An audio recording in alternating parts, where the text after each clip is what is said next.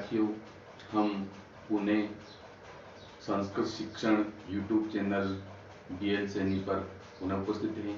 विद्यार्थियों, मैं आप सभी का स्वागत करता हूं और वीडियो सब्सक्राइब एवं लाइक करने के लिए धन्यवाद देता हूं। जिन्होंने सब्सक्राइब नहीं किया है वे सब्सक्राइब जरूर कर लें। विद्यार्थियों, आज हम विसर्ग संधि में जो भाग 3 का अध्ययन करने जा रहे हैं, इसमें हम ऋतु विसर्ग संधि और उत्तु विसर्ग संधि का अध्ययन करेंगे। तो सबसे पहले हम ऋतु विसर्ग संधि कहाँ होगी, यानी रे का विसर्ग कहाँ होगा, तो ऋतु विसर्ग संधि जहां पर रे का विसर्ग का रे बनेगा वो ऋतु विसर्ग संधि होगी, और जहां विसर्ग का ओ बनेगा वहां उत्तु विसर्ग संधि होगी। तो सबसे पहले हम ऋतु विसर्ग संधि का अध्ययन करते हैं। तो ऋतु विसर्ग संधि में एक सूत्र आता है संस्कृत व्याकरण का, वहां पर रे का विसर्ग कर देगा, क्योंकि यहां हमने पहले पढ़ लिया कि एक सूत्र आया था हमारे पास, खरवसानियो विसर्जनीय से, यानी खर प्रत्याहार परे रहने पर,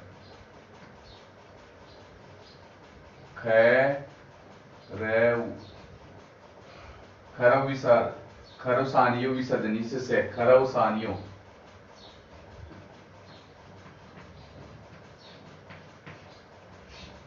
विसर्जनीय से,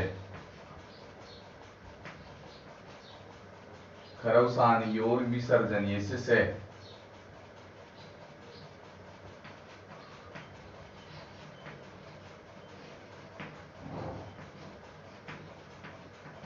इस सूत्र का अर्थ मैंने पहले भी बता दिया आपको, एक बार पुणे में आपको बता देता हूं कि खर प्रत्याहार और अवसान रहने पर, विसर्ग के बाद में खर प्रत्याहार हो और अवसान हो, वहां पर विसर्ग का से आदेश हो जाता है। ये हमने पढ़ लिया है। विद्यार्थियों, मैं खर प्रत्याहार के बारे में एक बार पुनः आपको नमन बता देता हूं कि खर प्रत्याहार में जो वर्ग हैं उनका पहला और दूसरा वर्ग होता है, और इनके अलावा से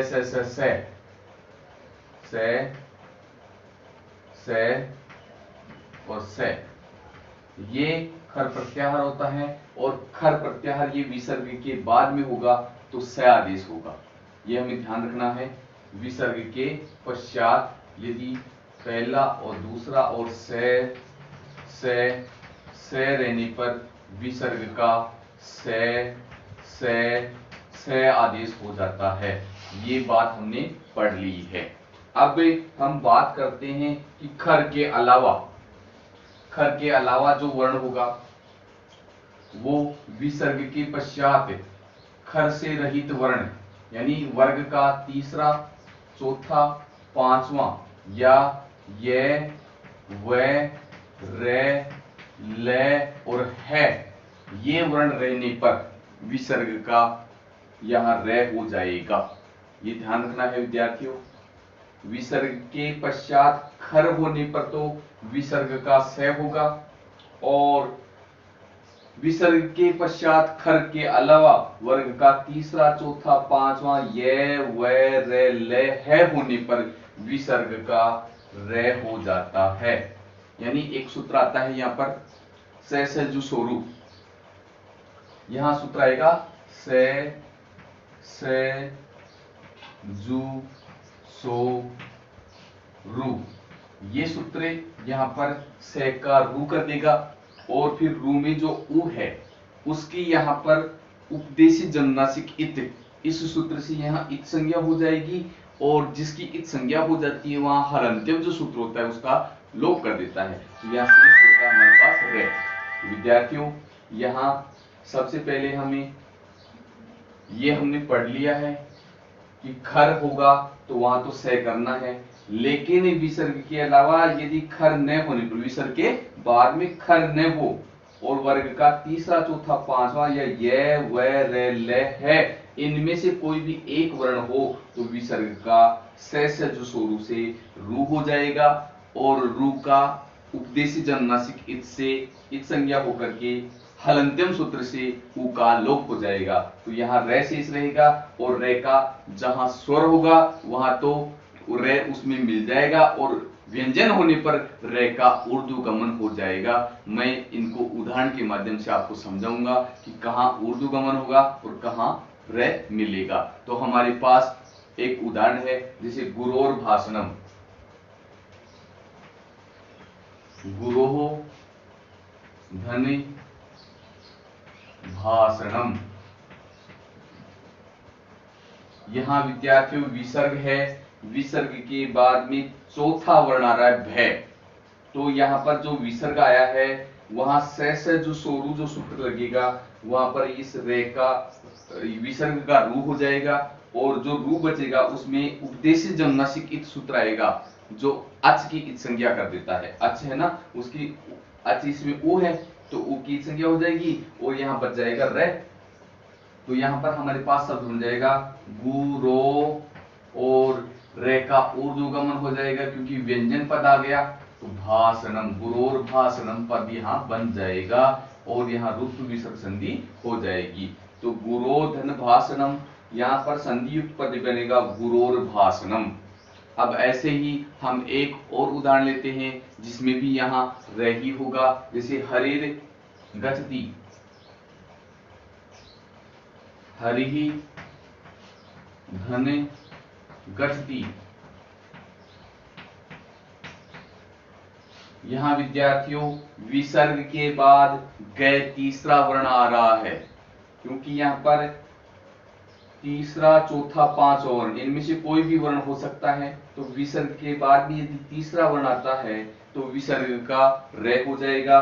तो यहां पर हमारे पास शब्द बनेगा है री और ये गय के ऊपर रे का ऊर्ध्वगमन हो जाएगा। तो यहाँ रे चला गया गय के ऊपर तो गच्छति शब्द यहाँ जुड़ जाएगा। तो हरिर गच्छति ऐसे रूप बन जाएगा। तो यहाँ पर रे का ऊर्ध्वगमन हुआ है। अब जो रे का ऊर्ध्वगमन नहीं होगा उसका भी आपको एक उदाहरण बताता हूं। जैसे कोई स्वर आ गया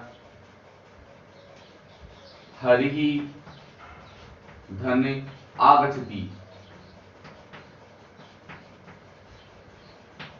यहां विद्यार्थियों स्वर आ गया इसलिए यहां जो रे बनेगा उसका ऊर्ध्वगमन नहीं होगा और जो स्वर आ है वो रे में मिल जाएगा। हरि रागच्छति, यहां रूप बन जाएगा है री और रे में आ की मात्रा मिल गई हरि रागच्छति। इस प्रकार से यहां उदाहरण बन जाएगा हरि रागच्छति। तो ये रे का विसर्ग का रे कब करना है ये एक विशेष ध्यान रखने की बात है। विसर्ग के पश्चात तीसरा चौथा पांचवा ये वे रे ले है ये वर्ण होने पर विसर्ग का रे हो जाता है। जैसे अब मैं इनका भी आपको उदाहरण देता हूं, जैसे ये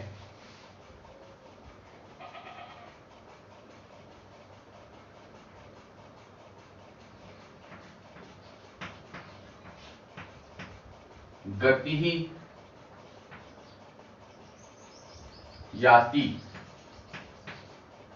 गति याति, यहां पर विसर्ग है विसर्ग के बाद में ये आ रहा है इसलिए विसर्ग का यहां रे हो जाएगा और यहां पर रूप बन जाएगा गतिर याति, गतिर याति पद बन जाएगा क्योंकि यहां रे का ऊर्ध्वगमन ये के ऊपर होगा और स्वर आने पर ये रे उसमें मिल जाता है।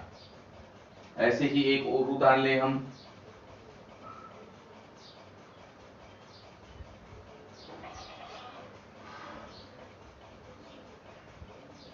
गुरु धन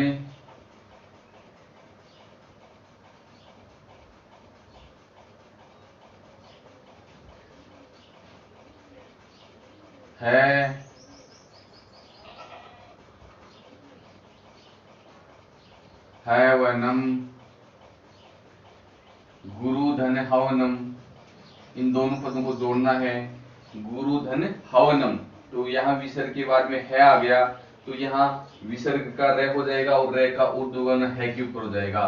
गुरुर हवनम पद बन जाएगा हमारे पास गुरुर है वनम, गुरुर हवनम ऐसा ऐसा पद बन जाएगा। ऐसे ही हम एक और उदाहरण लें, जैसे हमारे पास उदाहरण होगा अवेर गच्छति, रवेर गच्छति, रवेर गच्छति, रवि जाता है, रवेर गच्छति, रवेर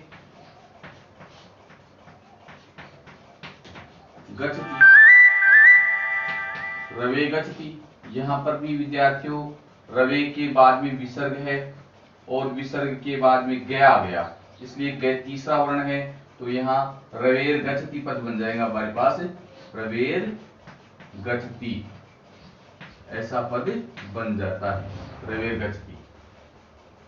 तो ये विद्यार्थियों ध्यान रखने की बात यही है कि विसर्ग के बाद में पहला दूसरा वर्ण आएगा तो स होगा, और स भी मैंने आपको अच्छी प्रकार से बता दिया था कौन सा स कहां होता है।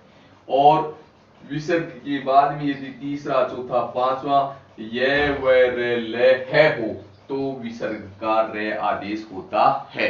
इसको हम ऋतु विसर्ग संधि के नाम से भी जानते हैं। अब यदि ऐसी स्थिति न हो और एक संस्कृत में जो हमारे पास उत्तु विसर्ग संधि, जो एक संधि आती है उत्तु विसर्ग संधि, यानी विसर्ग का उ हो जाता है, वो कैसी स्थिति में होगा उसमें हम पढ़ेंगे उत्तु विसर्ग संधि। अब उत्तु विसर्ग संधि में क्या होता है विद्यार्थियों कि यहां विसर्ग होता है और विसर्ग के बाद में या एक तो ए स्वर हो, अतोरोर प्लुतात् प्लुते एक सूत्र आता है, तो ए हो विसर्ग का, यदि विसर्ग से पहले ए की मात्रा, यहां पर भी ए ही मिलेगा आपको, यानी ए के बाद में विसर्ग हो और विसर्ग के बाद में भी ए हो, तो यहां पर विसर्ग का तो हो जाएगा ओ। सूत्र है हमारे पास अतोरोर प्लुतात् प्लुते, अतो रोर प्लुतात् प्लुते।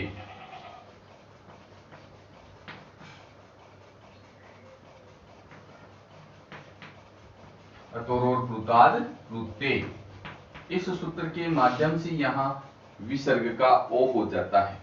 यहां पर एक उदाहरण देकर के आपको समझाऊंगा, जैसे बाल है,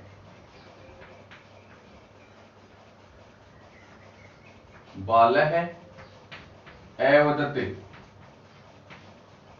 बाल है एवदत्।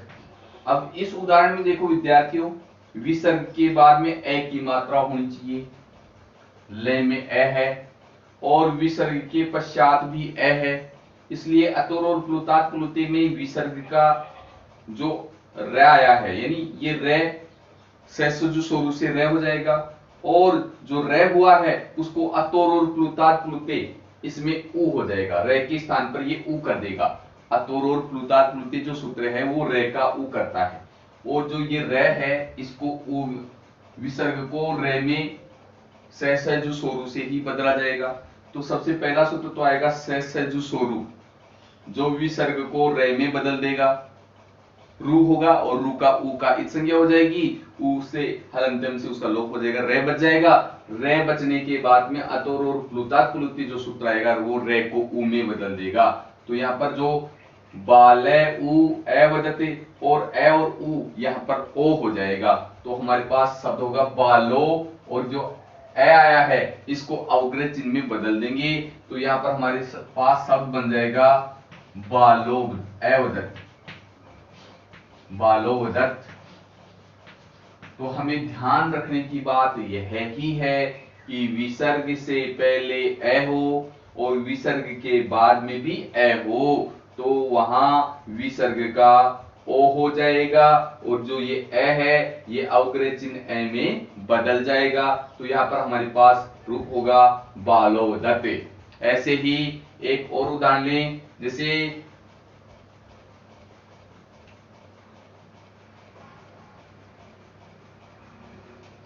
मित्र है, अपी, मित्र है अपी, यहां पर भी विद्यार्थियों विसर्ग से पहले ए है और विसर्ग के बाद में ए है, इसलिए जो विसर्ग है उसको ओ हो जाएगा। अब ओ कैसे होगा ये मैं आपको बता देता हूं। सबसे पहले विसर्ग का रू करना है, वो सहसहजु सोरू से होगा। सहसहजु सोरू से विसर्ग का रू हो जाएगा। अब रू की जो ऊ है उसकी इत संज्ञा होगी। इत संज्ञा करने वाला सूत्र उपदेशी जन्मसिकित है, उससे इत संज्ञा होगी, हल अंत्यम से उसका लोप हो जाएगा। बच गया रे, मित्र रे ए पी, मित्र रे अपी। अब यहाँ रे आया है, वो अतोर और प्लुतात प्लुते जो रे को ऊ में बदल देगा।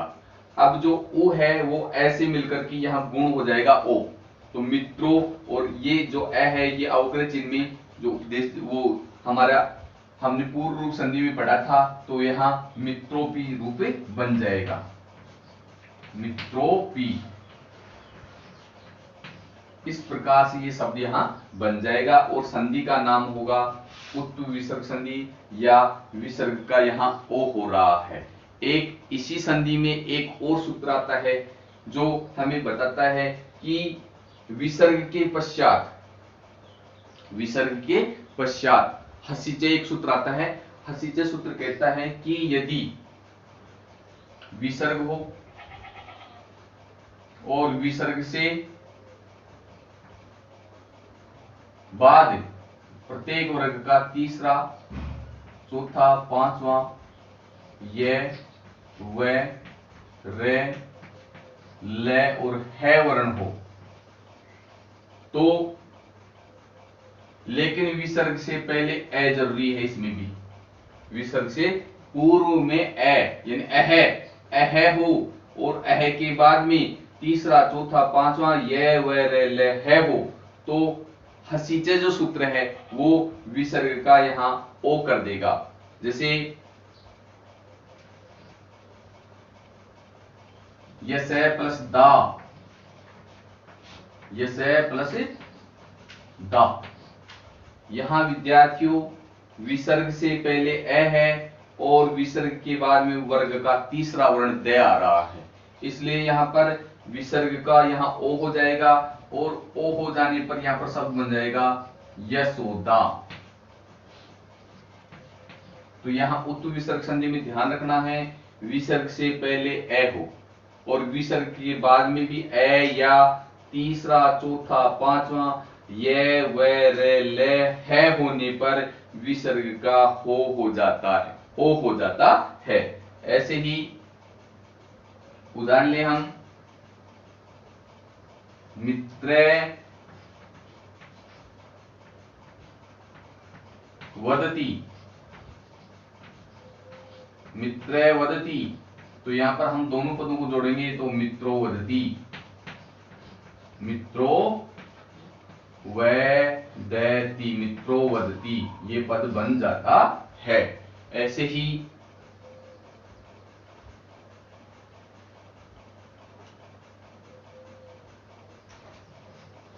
बालह धावती, बालह धावती, विसर्ग से पहले ए है इस और विसर्ग के बाद में चौथा वर्ण है, तो बालो धावती, बालो धावती। इस प्रकार से यहां पर भी विसर्ग का ओ हो जाएगा। विशेष नियम हमें ध्यान रखना है, विसर्ग से पहले ए हो और विसर्ग के बाद में ए या वर्ग का तीसरा, चौथा, पांचवा ये, व, रे, ले, है, इनमें से कोई भी एक वर्ण होने पर विसर्ग का ओ हो जाता है। ये हमें विशेष ध्यान रखने की बात है।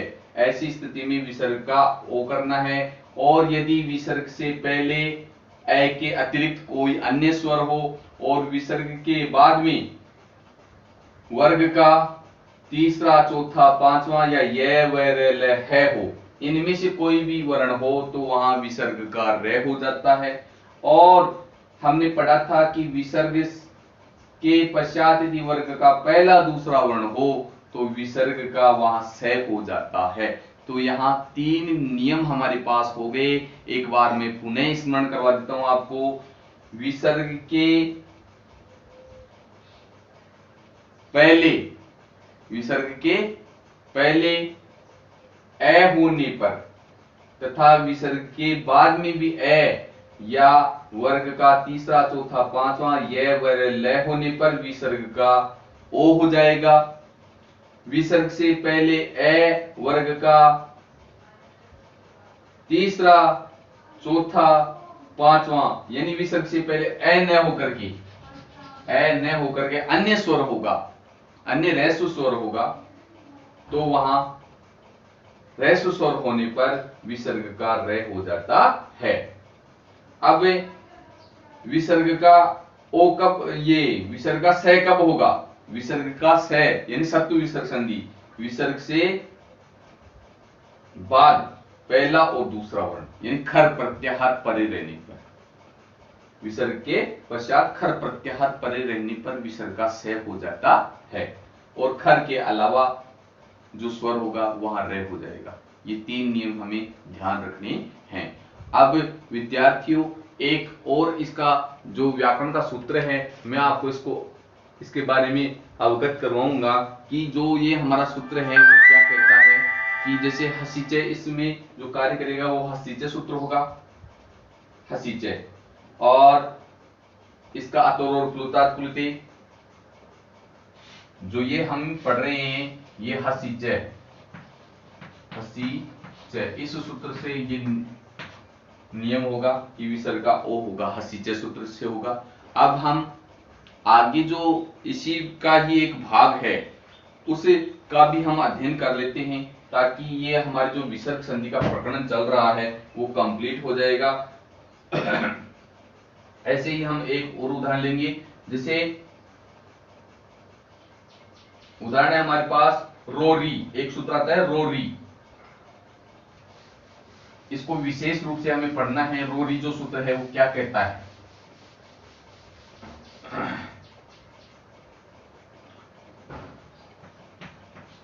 रोरी यानी पूर्व में जो सूत्र आएगा उसमें दीर्घ हो जाएगा, तो रोरी जो सूत्र है कि रे के पश्चात रेप के रहने पर, यानी रे के पश्चात रे आने पर, रे के पश्चात रे आने पर पूर्व रे का, जो पूर्व रे आया है, पूर्व रे का लोप होने पर, विकल्प से लोप होने पर, यानी यहां पर रे का लोप हो जाएगा और लोप होने पर जो उससे पूर्व जो स्वर आया है उससे पूर्व में स्थित स्वर को ए ई उ को दीर्घ हो जाता है, लोप हो जाता है तथा उससे, इन रे से पूर्व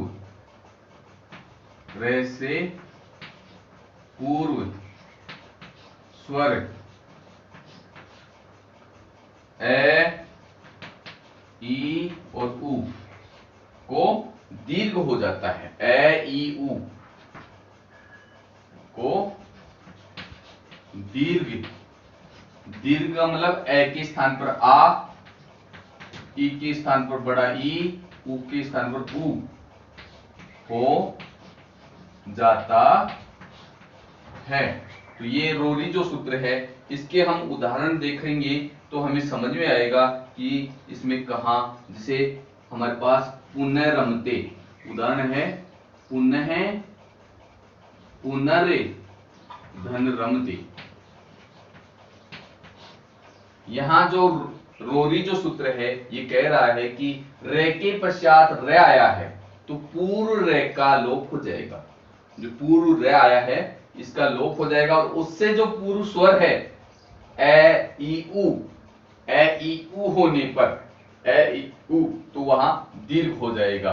तो यहां रे है तो रोरी सूत्र से यहां इस रे का लोप हो जाएगा और इससे पूर्व जो न में ए है उसको यहां दीर्घ हो जाएगा, तो यहां हमारे पास शब्द बन जाएगा पुनारमते, पुनारमते। ये इसका रूप हो जाएगा।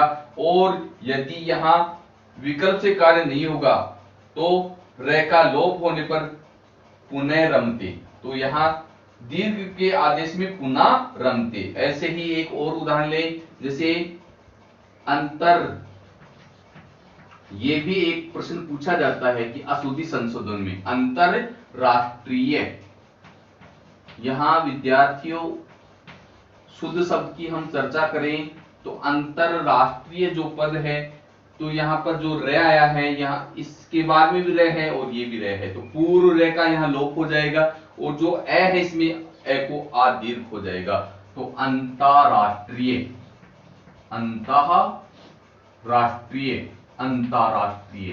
तो ये अशुद्धि संशोधन का जो प्रश्न पूछा जाता है उसमें शुद्ध शब्द होगा अंतरराष्ट्रीय। तो ऐसे शब्दों में भी हम अशुद्धि संशोधन का जो उदाहरण होगा वहां पर बिल्कुल शुद्ध अंतरराष्ट्रीय पद ही होगा। तो यहाँ हमें ध्यान रखना है। ऐसे ही एक और उदाहरण लें, जैसे शिशुरे रोदती, शिशुरे रोदती। अब यहाँ इस उदाहरण में भी वही सूत्र आएगा रोरी, क्योंकि रोरी जो सूत्र है वो रे के बाद में रे आने पर पूर्व रे का लोप हो जाता है और पूर्व रे के बाद में जो ए ई उ जो स्वर आया है उसको दीर्घ हो जाएगा। तो यहाँ जो उ है, शिशु, सु में उ है, तो इस उ का यहाँ दीर्घ उ हो जाएगा। तो यहाँ हमारे पास शब्द होगा शिशु, शिशु रोदती, शिशुर रोदती। ये बिल्कुल शुद्ध शब्द होगा शिशु रोदती। ऐसे ही एक और उसका उदाहरण ले हम, तो हमें अच्छी प्रकार से हमें ज्ञान होगा कि वास्तव में यहां रे का उ हो जाएगा। जैसे दा से रे थी, दासरथी, दासरथी राम, दासरथी राम। यहां विद्यार्थियों ई आ गया, यानी रे के बाद में रे है और रे से पूर्व ई है, इसलिए जो ये रेस्व ई है इसको दीर्घ ई में बदल देंगे। रोरी जो सूत्र आएगा इस रे का लोप कर देगा और जो ये स्वर है ई इसको दीर्घ हो जाएगा। तो यहां शब्द बनेगा दास रे थी, दासरथी रामे। इस प्रकार से यहाँ जो सूत्र होगा वो रोरी सूत्र होगा और रोरी सूत्र का मैंने अच्छी प्रकार से आपको बता दिया कि रे के पश्चात रे आने पर पूर्व रे का लोप हो जाएगा और उससे पहले जो स्वर आया है ए ई उ उसको दीर्घ हो जाएगा। ए आने पर आ दीर्घ होगा, ई आने पर ई दीर्घ होगा, उ आने पर उ दीर्घ होगा। इन तीनों का मैंने आपको अच्छी प्रकार से उदाहरण देकर के समझा दिया है। विद्यार्थियों, कक्षा को सब्सक्राइब और शेयर करना मत भूलना, ताकि हमारे जो साथी हैं उनको भी इस शिक्षण का लाभ मिले। सभी विद्यार्थियों को मेरा पुनः एक बार नमस्कार और धन्यवाद।